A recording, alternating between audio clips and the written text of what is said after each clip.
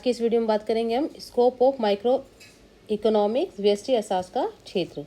तो देखिए, व्यष्टि अर्थशास्त्र का क्षेत्र अत्यंत व्यापक है क्योंकि इसमें व्यक्तिगत इकाइयों के विशिष्ट आर्थिक व्यवहारों का अध्ययन किया जाता है और इसके साथ ही इसके क्षेत्र में लॉ ऑफ मार्जिनल एनालिसिस को भी शामिल किया जाता है। या हम ये कह सकते हैं कि व्यष्टि अर्थशास्त्र क्योंकि व्यक्तिगत इकाइयों के विशिष्ट आर्थिक व्यवहारों से संबंधित होता है, इसलिए व्यष्टि अर्थशास्त्र के जो स्कोप है उसके अंतर्गत उन सभी इकोनॉमिक प्रिंसिपल्स और लॉज का समावेश किया जाता है जो मार्जिनल एनालिसिस पर आधारित होते हैं।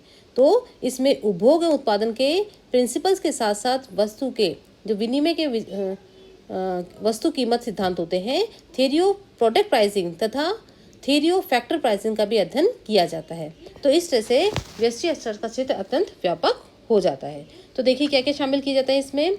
सबसे पहले है लॉ ऑफ कंजप्शन, उपभोग का सिद्धांत। तो उपभोग की बात करें तो उपभोग व्यष्टि अर्थशास्त्र के मुख्यतः सीमांत उपयोगिता ह्रास नियम, marginal utility, diminishing marginal utility, law of diminishing marginal utility, law of sum सीमांत उपयोगिता नियम, मांग का नियम, उपभोक्ता की बचत तथा उपभोक्ता की लोच आदि नियमों का अध्ययन किया जाता है। तो कौन कौन से हो गए इसके अंतर्गत? सीमांत उपयोगिता ह्रास नियम, अधिकतम संतुष्टि नियम, उपभोक्ता की बचत, मांग का नियम, मांग की लोच आदि जो लॉज है उनका अध्ययन किया जाता है। और इसके अतिरिक्त इसमें यह भी अध्ययन किया जाता है कि एक उपभोक्ता अपनी निश्चित आय को बाजार मूल्यों पर विभिन्न वस्तुओं में किस प्रकार बांटता है ताकि उसको अधिकतम संतुष्टि की प्राप्ति होती है। नेक्स्ट है ऑप्टिमम एलोकेशन ऑफ रिसोर्सेज, साधनों का अनुकूलतम आवंटन। तो देखिए, साधनों के अनुकूलतम आवंटन क्या होता है, पहले तो ये समझ लीजिए कि व्यष्टि अर्थशास्त्र का संबंध साधनों के अनुकूलतम आवंटन से होता है। इसलिए इस अर्थशास्त्र में यह अध्ययन किया जाता है कि अर्थव्यवस्था में कितनी कुशलता के साथ उपभोक्ताओं और जो उत्पादक हैं उनमें साधनों का आवंटन किया जा रहा है। क्यों? क्योंकि जब तक कुशलता के साथ साधनों का आवंटन नहीं होगा पूरी तरह से अर्थव्यवस्था में संतुष्टि नहीं होगी। और यही नहीं, साधनों के कुशलतम बंटवारे की स्थिति में उपभोक्ता फर्म के जो इक्विलिब्रियम पोजीशन है उसको इस भी शामिल किया जाता है। इसलिए इसमें संतुलन की शर्तों का अध्ययन किया जाता है। Next is law of production.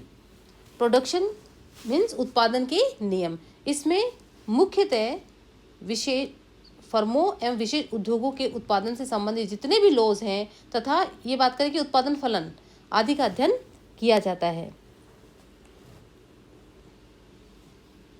Now next commodity pricing theory, वस्तु कीमत सिद्धांत।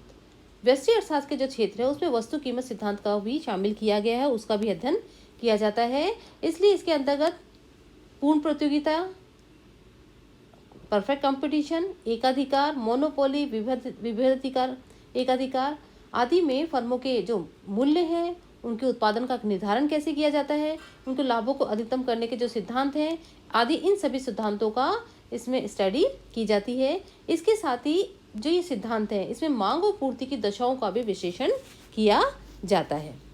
तो इस तरह से विभिन्न बाजार अवस्थाओं में फर्मों द्वारा वस्तुओं के मूल्य निर्धारण तथा लाभ को अधिकतम करने के सिद्धांतों का अध्ययन इसके अंतर्गत किए जाते हैं।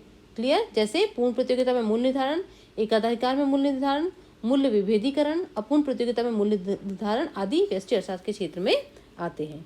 Now theory of factor pricing. देखिए, ये भी बहुत इंपॉर्टेंट है कि साधनों का कीमत सिद्धांत उसका भी अध्ययन इसमें किया जाता है। वितरण के साधनों को प्राय जो साधन कीमत सिद्धांत कहा जाता है। किसे कहा जाता है? वितरण के सिद्धांतों को साधन कीमत सिद्धांत कहा जाता है। और इसमें मजदूरी, वेजेस, रेंट, इंटरेस्ट तथा प्रॉफिट आदि संबंधित जितने भी उनके सिद्धांत हैं उनको शामिल किया जाता है। इस प्रकार जो उत्पत्ति के जो विभिन्न साधन हैं उनके प्रतिफल निर्धारण संबंधी जो नियम होते हैं उनका अध्ययन भी माइक्रो इकोनॉमिक्स ही करता है। इसी में उनका अध्ययन किया जाता है। या ये कह सकते हैं कि उत्पादन में जितने भी साधन संलग्न होते हैं जिनसे कि उत्पादन किया जाता है, विभिन्न साधनों को सामूहिक उत्पत्ति में से प्रतिफल देना व्यष्टि अर्थशास्त्र की एक सब्जेक्ट मैटर है। और श्रम की मजदूरी, जो भूस्वामी उनका लगान, पूंजीपति के लिए ब्याज और साहसी के लिए लाभ आदि का जो वितरण है कि किस तरह से उनको वितरण किया जाए, उन सिद्धांतों को साधन कीमत सिद्धांत कहा जाता है और उनका अध्ययन इसमें किया जाता है। Now welfare economy, theory of welfare economy या कहें आर्थिक कल्याण का सिद्धांत, इसमें व्यष्टि कल्याण सिद्धांतों का अध्ययन किया जाता है। और वेलफेयर इकोनॉमी की बात करें तो व्यष्टि अर्थशास्त्र के अंतर्गत कल्याण अर्थशास्त्र का अध्ययन किया जाता है। कल्याण अर्थशास्त्र में धन को केवल साधन माना गया है, न कि साध्य।